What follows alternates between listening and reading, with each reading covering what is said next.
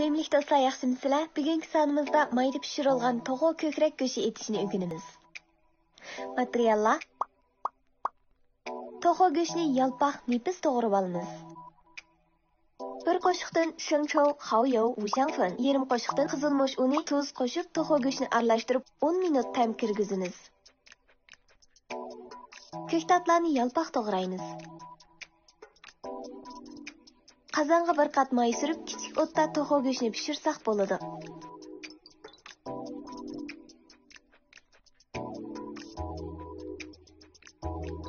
İki tarafining yuzi qizarganda qozondan olsak bo'ladi.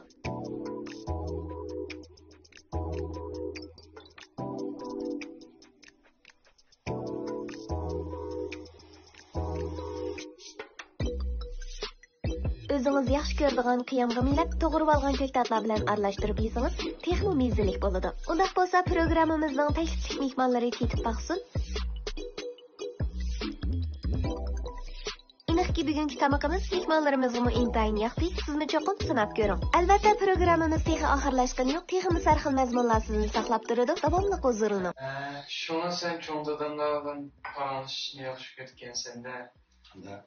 Hükümetlerine işte balduğundan farkını olurken. Doğru. Mesela sohbetlerimiz jarayonida yana bir hikoya bo'lib qoldi. Deydi, nayte cho'ng bir olim umrida nurg'un shogirdlarni yetishtirgan ekanda, u shogirdlarning ichida faylasuflar, olimlar, texniklar balki. Shuning uchun yana mashhur bir zot deydi-ki, u ustozimiz bizga so'zlagan hikmatlarning ko'pligidan men sanab turit qilolmadim deydi shogirdchi. Bu mashhur kishi ekan. Shu mashhur kishining ustozi bu shogirdlarni tarbiyalash jarayonidagi hikmatlar 4000 dan oshadi.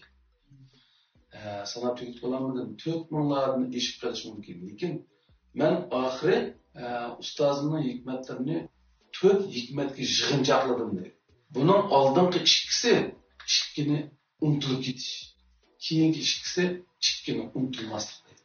Oldingi ikkini unutilib ketish deganimiz birisi boshqalarning san qilgan yomonligini unutilib ketgan deydi. Ikkinchisi o'zingning boshqalarga qilgan yaxshiligini unutilib ketdi. Nimishqa desa, boshqalarning san qilib qo'ygan yomonligini unutilib ketsang, ziddiyat to'qinishdan, azob oqibatdan yiroq yursa, kam qilsaq bo'lsang, tinch xotirjam turmushning kafolati. İkincisi, o'zingning boshqalarga qilgan yaxshiligini unutib ketishing seni shaklvozlikdan, tamoqurlikdan saqlaydi.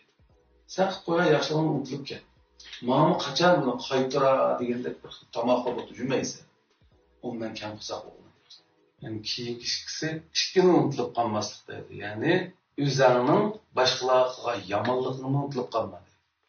Bunda bo'lganda yana bir qatam nachar ish qadam bosishdan saqlangan. Doim shu bir tajriba esimda turdi.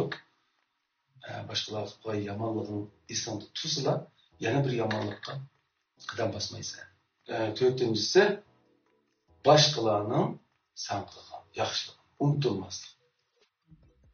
Boshqalarning san qilgan yaxshiligini unutmaganda cho'qim bir yaxshilik izlab yurdi-chi.